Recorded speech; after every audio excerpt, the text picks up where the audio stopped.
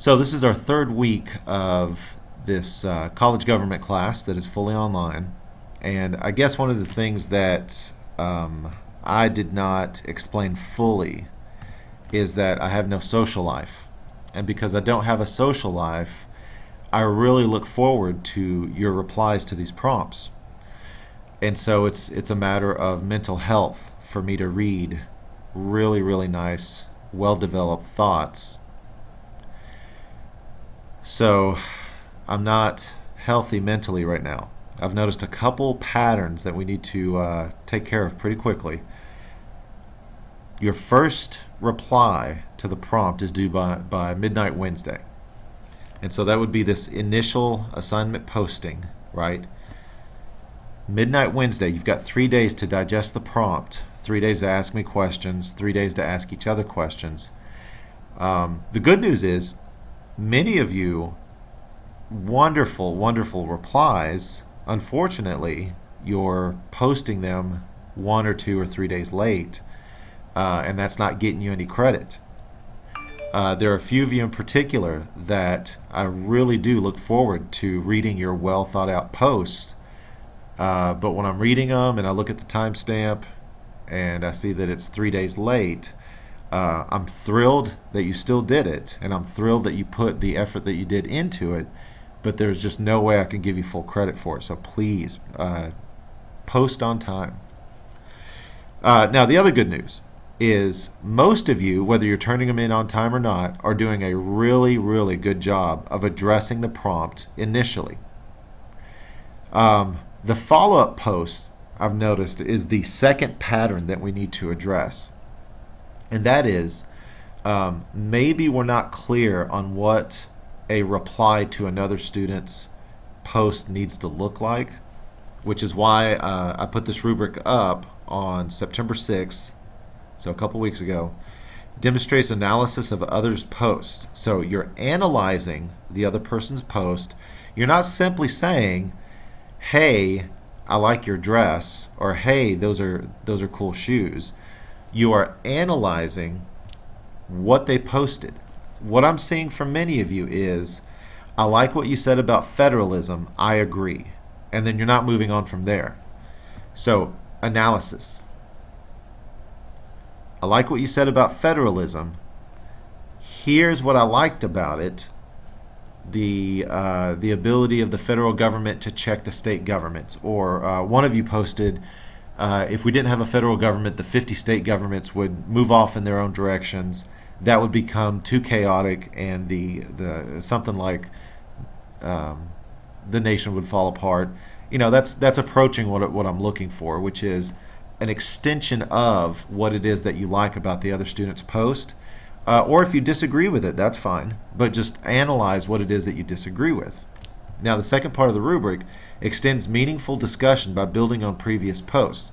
So it's a building process. You're not simply just saying, I like what you said, I agree with it, I don't like what you said, you're crazy.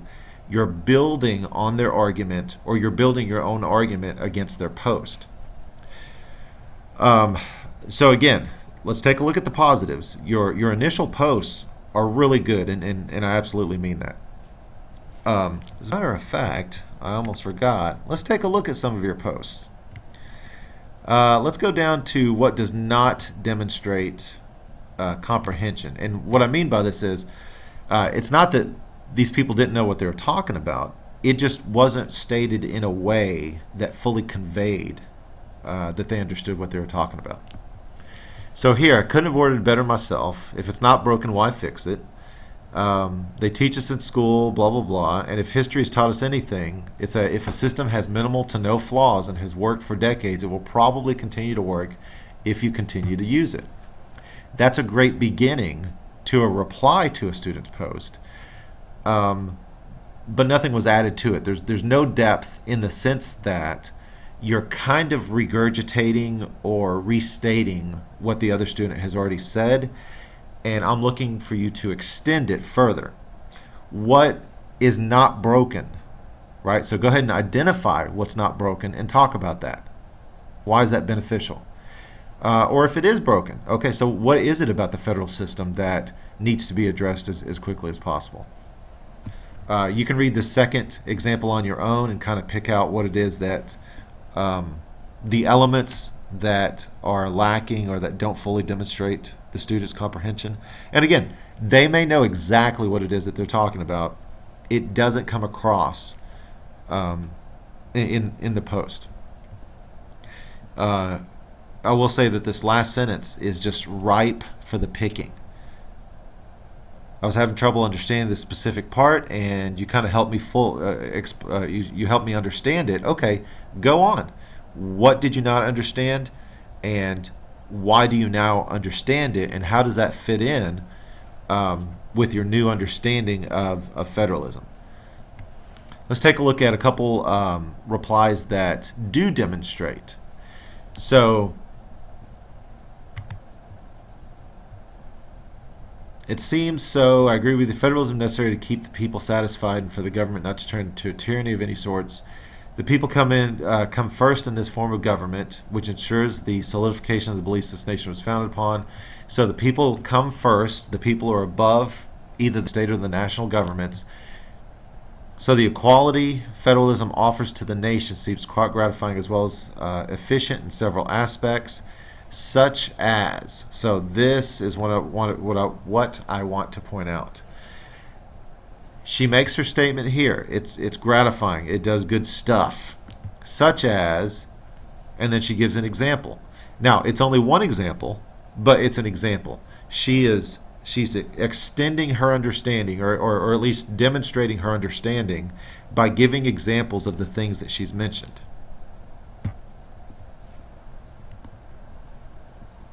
The second post here. I agree with what you had to say about how we still need federalism in today's society.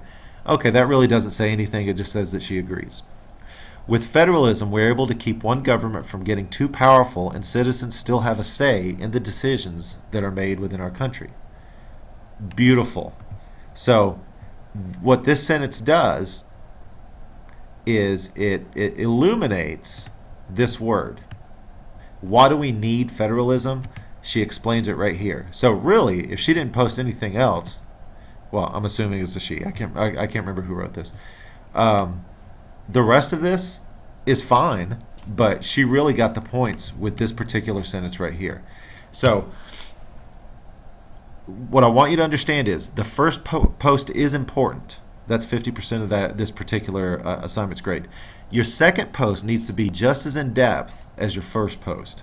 So now instead of replying to something that I've put up there, you're replying to another student and adding to another student's argument. And so the idea is, if you're going to look at this like a sandwich, let's say, because I skipped my lunch today, the first layer of the sandwich would be the prompt, a well thought out prompt, and I hope they are. The second layer would be your initial response to the prompt, and then the third layer is your reading other students' replies in the same way that you're reading my initial prompt. So when you reply, you're kind of writing a new prompt for another student to respond to. And so I'm looking for you to analyze not just my prompt, but everybody else's prompts as well. And when you find something that you agree with or disagree with, I want you to build upon that and extend that conversation at least one more level. I have been impressed, by the way, that many of you have been replying multiple times to other students' posts.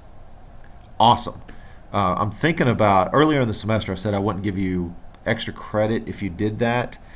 What I'm thinking about doing is, if there's something lacking in your initial prompt, if you reply a couple times, 2 or 3 times, I may allow that second or third reply to take the place of your initial prompt. So anyway, basically, if your first prompt is lacking or weak, you can save your grade by having 2 strong replies to other people's prompts. I hope this helps a lot. I was going to say a little bit, but I hope it helps a lot. Contact me on Twitter at Thrasymachus. Send me an email within the Canvas system, please. That just helps me streamline the communication process. If you have questions, any further questions, or if you're not sure, I tried to give everybody some sort of commentary on their both their first and second forum posts. If I didn't, or if I didn't fully explain, or if you didn't understand my attempt at being lucid here with this video, please email me, please tweet me. Talk to you later. Thank you.